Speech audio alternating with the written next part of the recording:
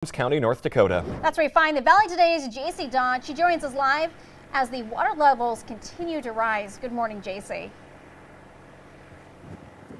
Phoenix Jordan, I'm here at one of the few bridges still open here in Valley City. This is 6th Street Northeast behind me. This is one of the few bridges left open as the Cheyenne River right here has been rising all weekend long. This morning, the river is measuring at just over 15.5 feet here in Valley City. You can see lots of flooding, major flooding here in Valley City. We have an abandoned paddle boat right here. It is you can tell around the city, they are trying to keep this water back, keep the water out of their homes and out of the streets. I've seen a lot of flood walls built around the city trying to hold it off, a lot of sandbags around. So it's been a major effort all weekend long to try and hold off this water. Now it is forecasted by Saturday to reach 18.5 feet. So we're expecting the water to continue to rise here in Valley City, and we're going to monitor the situation and watch and see as the community comes together and tries to keep the water out.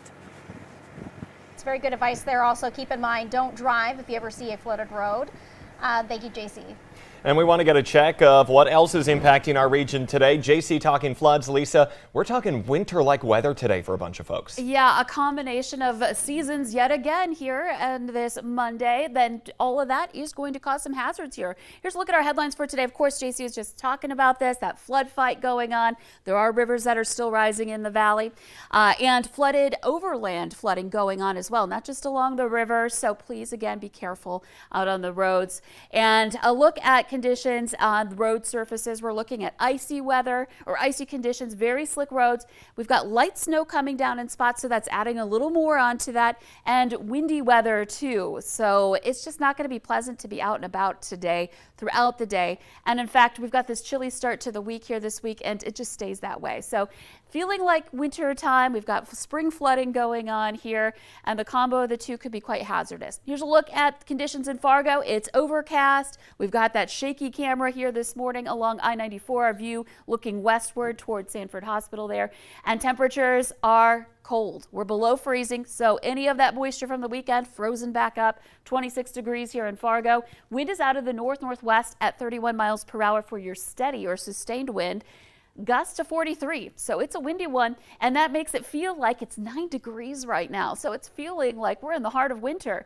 Look at all this water in Grand Forks. This is our view from East Grand Forks of the Red River. There's the Sorley Bridge right there. You can see the river getting to the bottom of the bridge. And this is an area, of course, that has had more snow with this recent system actually accumulate on the ground as well. And we've got a little light snow being reported at the airport in Grand Forks. 24 degrees, a gust to 33 out of the north, and it feels like 8 there. So really unpleasant outside. A look at your radar, not a lot to show, but there are some of those areas getting some light snow activity happening here this morning, especially in that northwestern corner of Minnesota. Let's take a look at our winds. It's windy everywhere. We've got a gust at least into the 20s in northwest Minnesota. Langdon, a gust to 37. We've got a wind that is out of the north driving in that colder air. Again, Fargo, one of our strongest gusts right now at 43. Detroit Lakes, 33 miles per hour. That's an area where visibility is down a little bit. And in Jamestown, a gust to 35. So again, unpleasant to be out fighting the flood, unpleasant to be out at the bus stop. The kids will want that heavier coat here this morning. And the wind does continue into the afternoon. It does start to ease up. But with these winds out of the north, our temperatures just struggle today. So we'll end up into the low 30s, which is way below average for this time of year.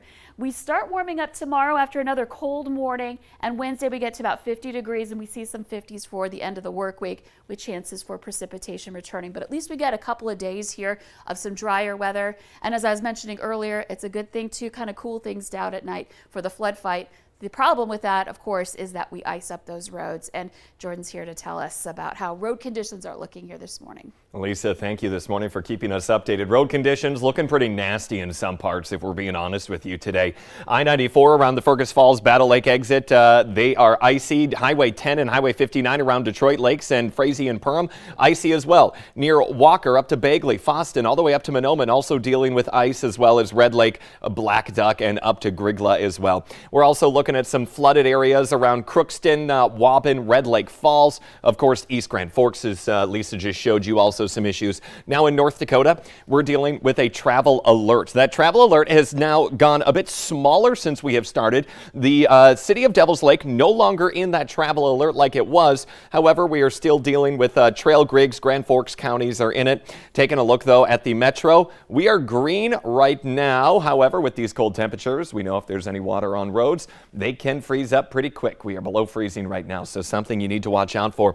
We're going to keep you updated on this travel alert in North Dakota and those icy road conditions in Minnesota throughout the morning, so check back right here. Phoenix.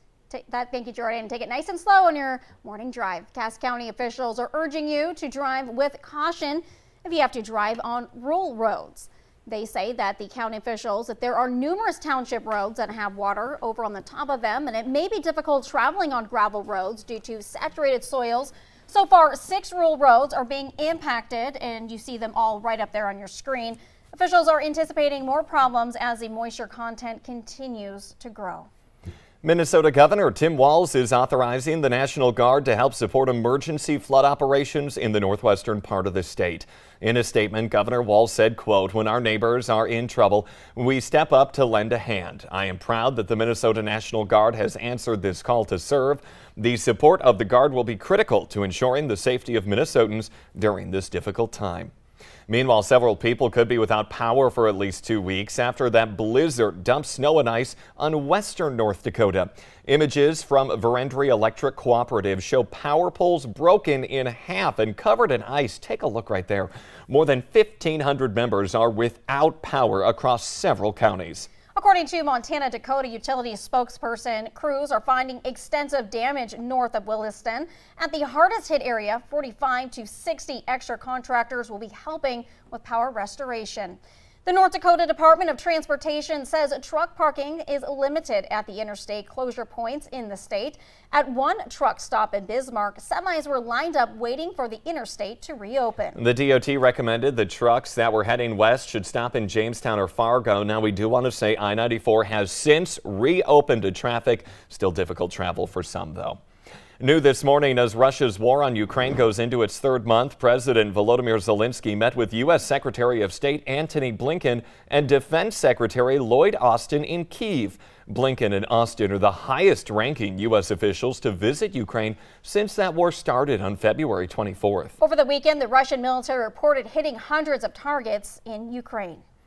COVID-19 was the 3rd leading cause of death in the United States in 2021 for the 2nd year in a row. The CDC says that heart disease and cancer were the 1st and 2nd leading cause of death. More than 415,000 people died from COVID-19. That is up nearly 20% from 2020. COVID-19 death rates remain the highest among people over the age of 85, but that rate was lower for groups in the age group in 2020. For all other age groups, COVID-19 death rates were higher in 2021. New research is finding that a combination of 3 treatments may reduce invasive cancer risk in some elderly adults. The study published in Frontiers Aging found that a combination of high-dose vitamin D, omega-3s, and simple home strength exercise showed a 61% decrease in cancer risk among healthy adults age 70 and older. This was especially true when it came to invasive cancers. All 3 treatments had a small individual benefit when they were combined. Somewhere over the rainbow, you could get your hands on that iconic blue and white checkered dress that Judy Garland wore in The Wizard of Oz. That dress, however, is going to cost you a pretty penny. Now, the iconic dress that Dorothy wears in the 1939 film had been missing for decades. It was last found last year at Catholic University. Well, it's set to be auctioned off next month, and the going could be $1.2 million. Oh, that's pretty good. That's a pretty good chunk of change for the Minnesota native, yes. Judy Garland. Now remember, the Today Show and CBS Mornings are just about to start, but the Valley Today rolls on. More live up-to-date minute news and weather coming right up right now on the Fargo CW. Have a great day, everyone. We'll see you here tomorrow.